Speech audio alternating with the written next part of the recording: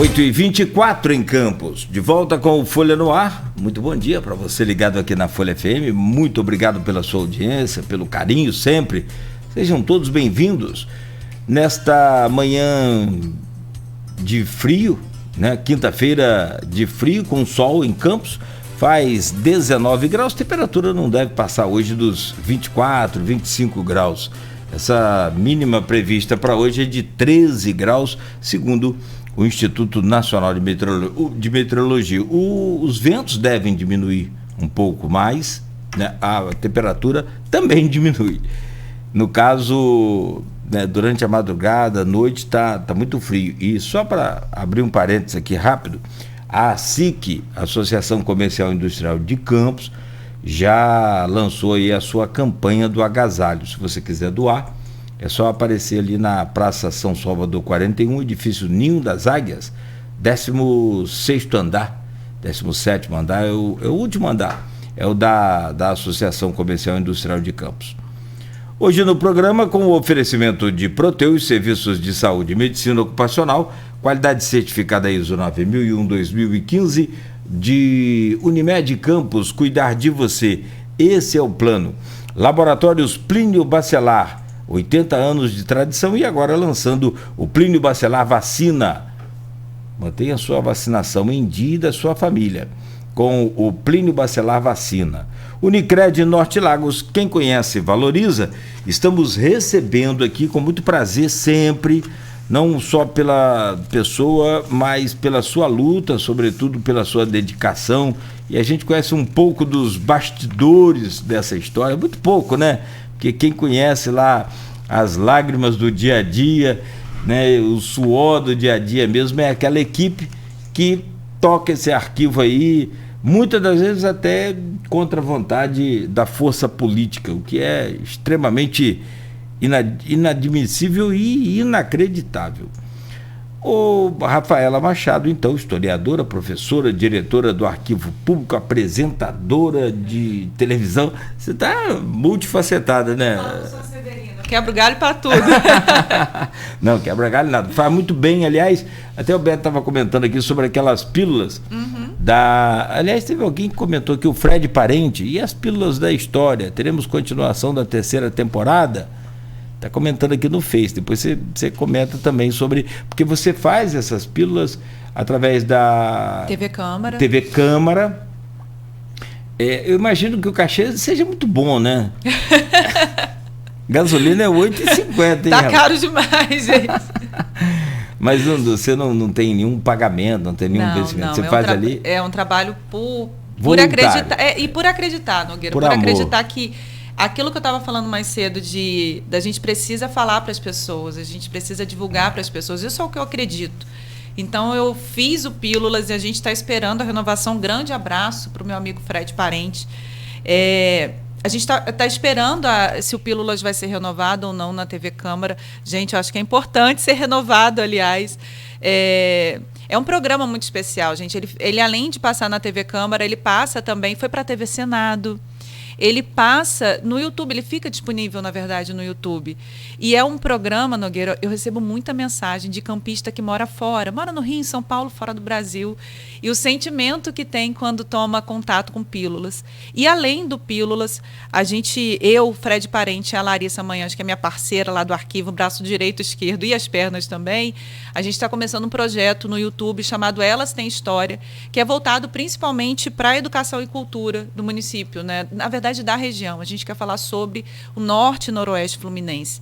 E esse é um projeto que a gente está começando a dar passos aí, vai ficar disponível no YouTube dentro dessa proposta. Falar para professores, falar para alunos, materiais que possam ser utilizados em sala de aula e para fazer o campista olhar para a sua história com um pouco mais de identidade, né? Com um pouco mais de pertencimento. Até porque a gente não vê Campos ou um secretário de educação de Campos falar da história de Campos, abordar a história de Campos na educação de Campos. Já tivemos aqui até a história do Paraná, né? Abordada na rede pública municipal de ensino fundamental. Eu acho que talvez no dia 10 de junho, a gente está fechando a agenda ainda, o arquivo, através da Fundação Cultural, deve assinar um termo de cooperação técnica com a Secretaria de Educação, lá com o Marcelo, justamente para que a gente possa, para que o arquivo possa servir de instrumento à Secretaria de Educação. Por exemplo, a gente falava mais cedo, né, elaboração de um livro didático ou paradidático para o município. O campus precisa ter o seu material próprio. A gente precisa ensinar aos nossos alunos sobre os indígenas de Goitacá, sobre a escravidão. A gente precisa falar sobre Benta Pereira, José do Patrocínio, Nilo Peçanha. Então, esses materiais precisam ser produzidos aqui, dentro de casa, né, para os nossos alunos, para as escolas do município. Se fizer uma pesquisa com os jovens que passaram pelo ensino fundamental na rede pública de Campos, sobre quem foi José do Patrocínio, Benta Pereira, um caminhão de gente aqui, acredito que 90% não... E, Nogueira, te digo mais. Ou 100%, sei lá. Eu hoje tenho empreendido uma luta, e aí eu peço, até eu sei que você é um homem de contatos, né, um apresentador de contatos.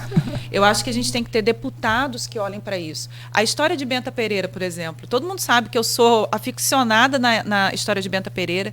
Eu sou professora de sala de aula, gente. A história de Benta Pereira, ela não é importante para Campos dos Goitacazes, ela é simbólica para a história do Brasil. Não tem sentido que eu fale com os meus alunos de ensino médio ou de fundamental sobre Guerra dos Emboabas, Revolta de Beckman, Revolta de Vila Rica, quando não tem no livro didático uma história de uma mulher que com mais de 80 anos foi uma liderança política contra um dos potentados portugueses mais importantes, que é a família do Visconde de Asseca. Então, essa é uma mulher no período colonial, é o povo da vila, a Raia Miúda, se levantando contra um dos homens mais poderosos do Império Ultramarino português. E te pergunto, como é que isso não está nos livros de história do Brasil?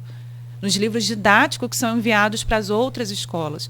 Então, é uma luta que a gente tem que empreender para que o levante de 1748, para que Benta Pereira, Mariana Barreto entrem nos livros didáticos do Brasil, não só de Campos. Tem que primeiro entrar no daqui. No dia que entrar no daqui, da rede pública municipal de Campos, aí você vai ver automaticamente, eu tenho certeza. Estamos aqui para colaborar nisso, com certeza. A parte da história dela ali no morro é fantástica, né? É fantástica.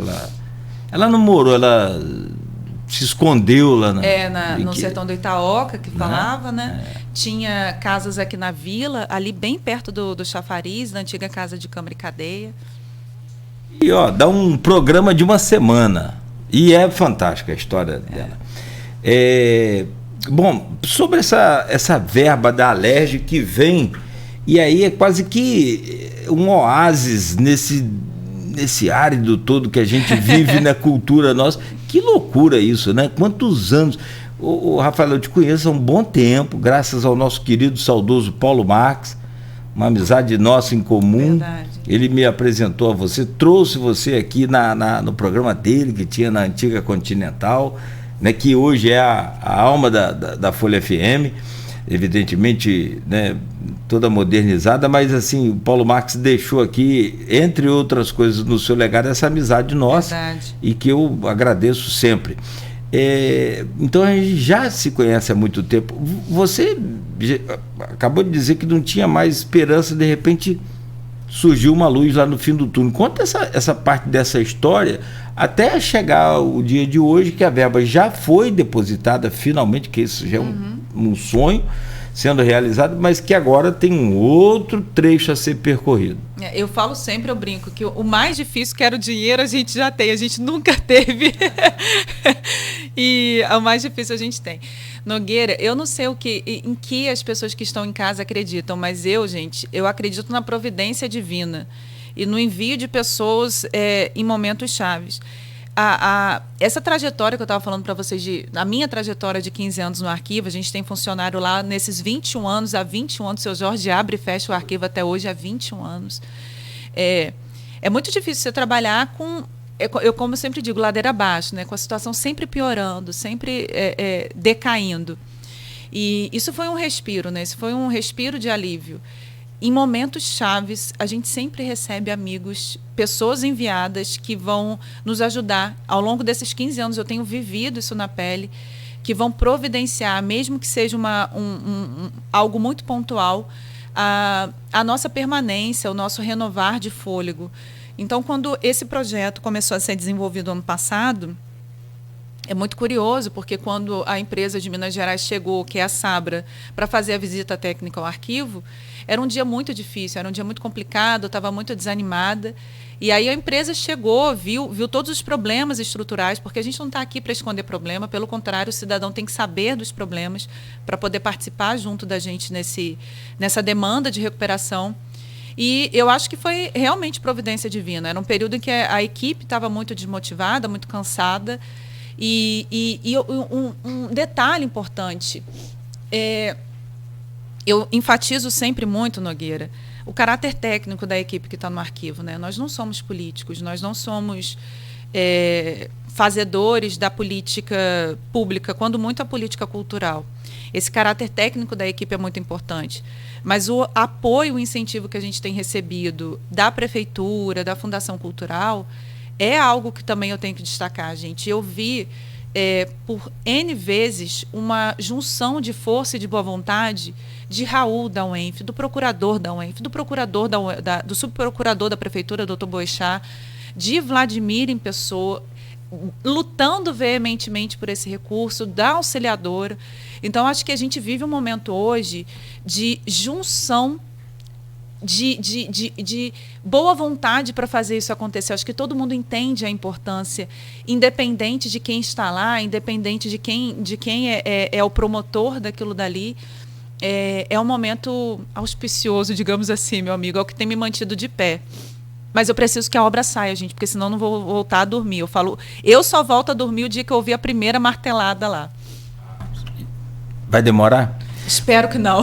Porque está acontecendo um impasse para essa recuperação do prédio. Que impasse é esse e de que forma ele pode ser resolvido?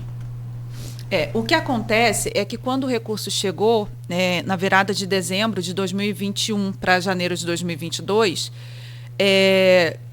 nós entendíamos assim, o que nós precisamos, na verdade, é o projeto aprovado no IPHAN, porque, como eu disse, a gente não põe um prego sem que o IPHAN nos autorize. Mas, na verdade, a gente tem que entender que o recurso foi repassado da Alerj para uma instituição estadual, que é o ENF, e que o arquivo é uma instituição da Prefeitura, num prédio estadual, mas cedido à Prefeitura Municipal. Então, na verdade, não é um impasse, na verdade, são questões burocráticas, jurídicas, de respaldo jurídico, e que eu acho que todos os lados estão certos, todo mundo tem que estar respaldado juridicamente, legalmente, melhor dizendo, sobre o investimento desses recursos.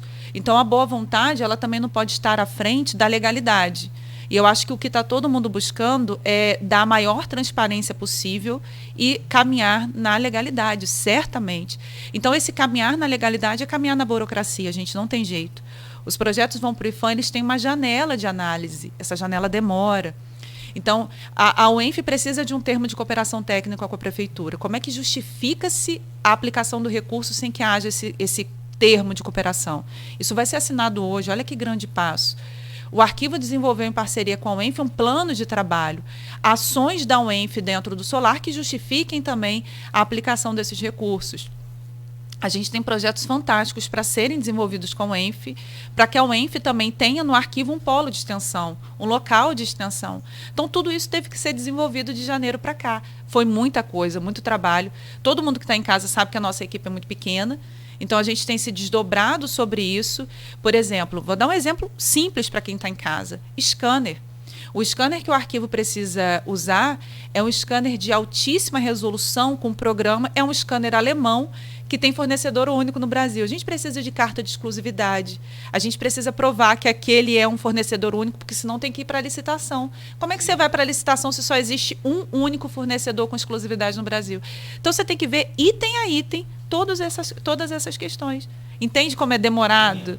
É muito difícil, gente. É muito angustiante, porque o Solar está lá precisando da intervenção, o acervo também, mas, ao mesmo tempo, não há o que ser feito, a não ser fazer, de fato, né? Dar celeridade a todo esse processo.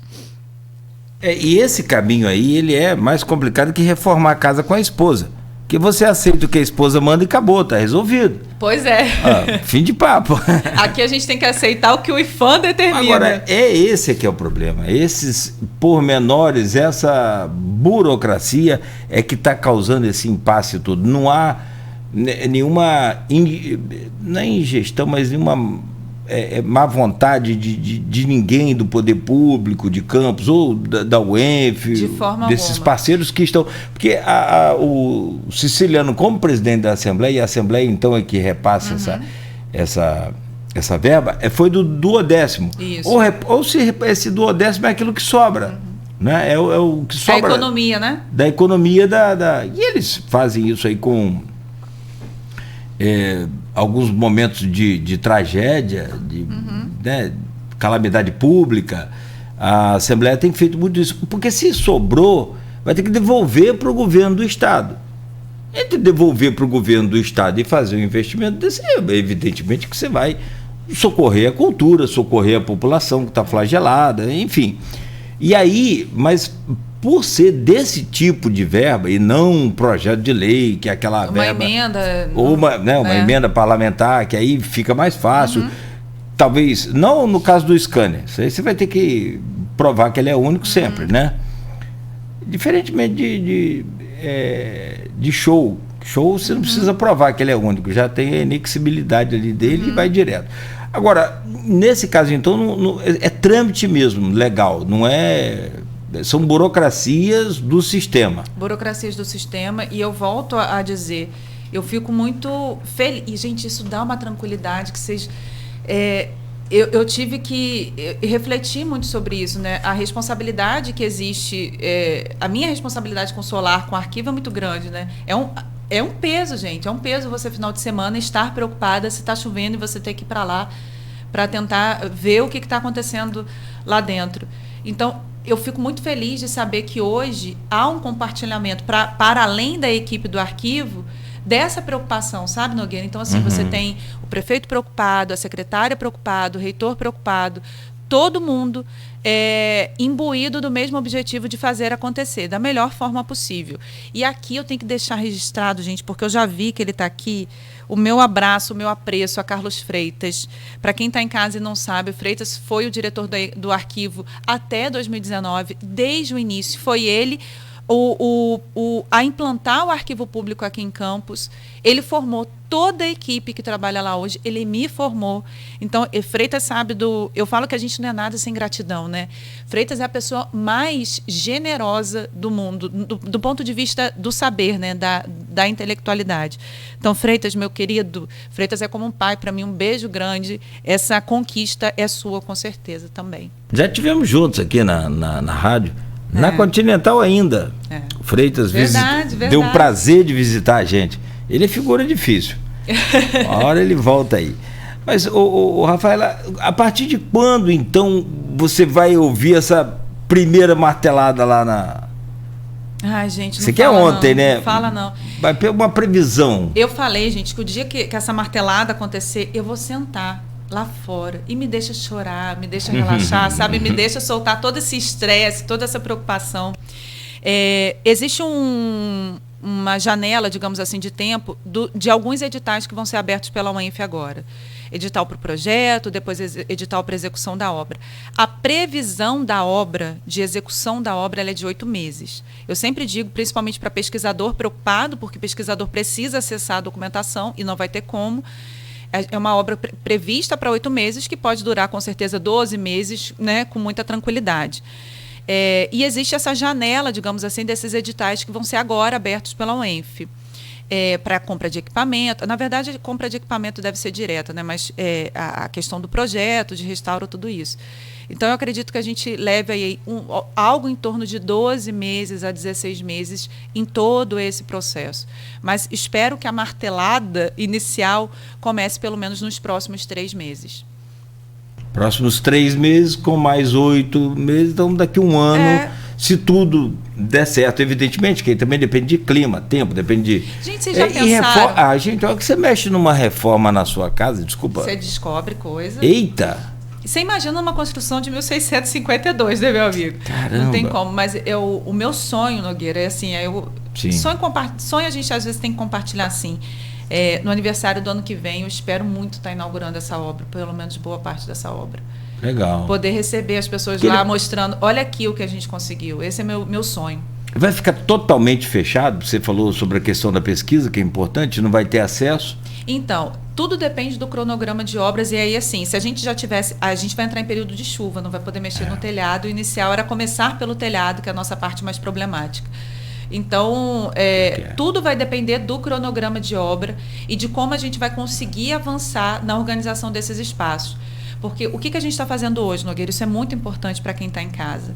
Existe um documento que está numa prateleira. A gente precisa colocar ele dentro da caixa, a gente precisa colocar o número de identidade dele, uma referência, uma inventariação sobre a caixa, para onde ele está indo, qual é o número dele. E aí eu coloco ele numa determinada sala. E eu estou mobilizando toda a documentação do arquivo. Gente, o arquivo são 7 depósitos lotados de documentos. Todo mundo acha que o arquivo é grande, mas não tem lugar para mais nada hoje.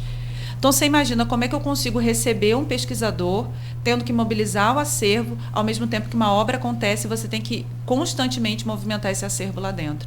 Então, o que a gente está fazendo hoje é proteger o acervo. É a nossa prioridade hoje. Colocar tudo em caixa, fazer esses inventários, e é o que a equipe tem feito dia a dia. Tem aqui no grupo de WhatsApp, tem várias perguntas e intervenções aqui. O grupo de WhatsApp, para quem está nos acompanhando, é o grupo do programa, né, e do blog Opiniões, que é do Aloysio Abreu Barbosa. Então lá a gente evidentemente coloca aqui a pauta do dia e oportuniza aí a participação de todos. E está aqui o Fred Machado, que também creio ser um grande parceiro. Ratifico o reconhecimento e assino em conjunto. Parabenizo a matéria bem embasada, conhecimento de causa, parabéns aos envolvidos. E ele reconhece essa matéria, ele comenta isso sobre a matéria do Edmundo. Que ficou linda, gente. Que ficou legal, né? Foi incrível nas palavras, foi sensível, me emocionou muito. Edmundo, a gente falava mais cedo, ele tem um olhar muito crítico, cauteloso, mas também muito sensível quando ele escreve sobre política, sobre patrimônio. É um grande amigo que eu admiro muito. Não, Edmundo é sensacional. Tive a oportunidade de conhecê-lo através do Aloysio, né, e fizemos um trabalho aqui na eleição fantástico, muito bom, muito, muito capacitado também. E tem outras participações aqui, tem outras intervenções aqui no grupo com relação a essa questão, mas eu acho que aqui ficou bem claro, né? Uhum. Todo o trâmite, desde a visita da Sabra, que é a empresa que vai fazer o trabalho, até agora a fase final ainda não, mas a fase intermediária, né? Que gera aí essa demanda toda burocrática. Eu quero só então fazer um intervalo, porque tem uma pergunta aqui, acho que eu queria localizar, ela fala sobre a equipe técnica, porque teve uma crise aí no governo, no início do governo Vladimir. A gente pode deixar isso para o próximo bloco, que fala sobre a cultura nos governos. Meu amigo, perfeito. Tá? E você, a Graziella também, né, tiveram assim, problemas sérios aí por conta da pandemia. Cortava-se, a ideia era cortar tudo, fechar tudo, acabar com tudo, e aí estou para te dizer que se acontece aquilo, se vocês não esbravejam lá e levantam, né, da cadeira para poder lutar, não só não voltava agora, depois desse processo restritivo da pandemia, que a pandemia continua, que aliás está tendo surto nos colégios, novamente. Mas eu não estou entendendo se a Secretaria Municipal de Educação está exigindo o cartão de vacinação, como é que tem surto nos colégios? Você está entendendo como é que esse Brasil é? É muito complicado. Então, tem cada caso de vacina que, se for contar, a gente fica o dia inteiro aqui, não vai resolver o problema, infelizmente. Então, essa questão não é pós-pandemia, mas desse período mais liberado aí da pandemia, nessa fase branca que nós estamos, eu não acredito que aquilo voltaria nunca mais. Certamente. Era mais um que ia cair lá no esquecimento. Aliás, se a gente comenta isso, não porque a gente quer ou porque a gente torce, é porque a gente acaba sendo credenciado a fazê-lo pelas gestões que sempre não fizeram por onde. Deixa eu fazer justiça aqui. Você falou do Fred Machado. Eu sou uma pessoa sempre muito grata. E para mim não importa se é situação, se é oposição, porque a mim importa o patrimônio, a cultura e a história. Fred, quando estava presidente da Câmara, ele começou um movimento junto ao arquivo pela restauração do monitor campista e principalmente pela volta do monitor campista. Então, é um vereador muito sensível também à cultura, isso me deixa feliz e faço questão de registrar para que sirva de exemplo a outros vereadores, Nogueira, porque a gente precisa de um legislativo que entenda a sua importância histórica. A documentação histórica da Câmara Municipal, que está abrigada no arquivo, é uma documentação importantíssima para a história do Rio de Janeiro, do sul do Espírito Santo, que as pessoas não sabem muitas vezes, e também sobre a história do Brasil. É uma documentação. Uma vez eu fui apresentar um trabalho no Congresso na Bahia, que foi sede do governo geral, que foi capital do Brasil, Salvador, e eu levei um exemplo de uma análise paleográfica de um livro de marcas, e eu lembro de ter ouvido de uma grande historiadora, nem a Bahia tem um documento como esse. E Campos dos Goytacazes tem dentro desse acervo da Câmara Municipal. Então fica aqui o pedido para que o Legislativo esteja sempre atento à sua importância histórica, né, própria. Também, claro, também, né? Bom, são 8h50, então vou fazer um intervalo bem curtinho para a gente voltar e fechar esse programa de hoje falando sobre essa cultura e política, falando sobre a importância dessas eleições na cultura também e a cultura nas eleições. É aquela história do voto, tira voto, ganha voto. Vamos lá. São 8h50 no oferecimento de Proteus, serviços de saúde e medicina ocupacional com a qualidade certificada ISO 9001-2015 Unimed Campos, cuidar de você. Esse é o plano. Laboratórios Plínio Bacelar em seus 80 anos, lançando o Plínio Bacelar Vacina. E o apoio Unicred Norte Lagos, quem conhece, valoriza. Escolha investir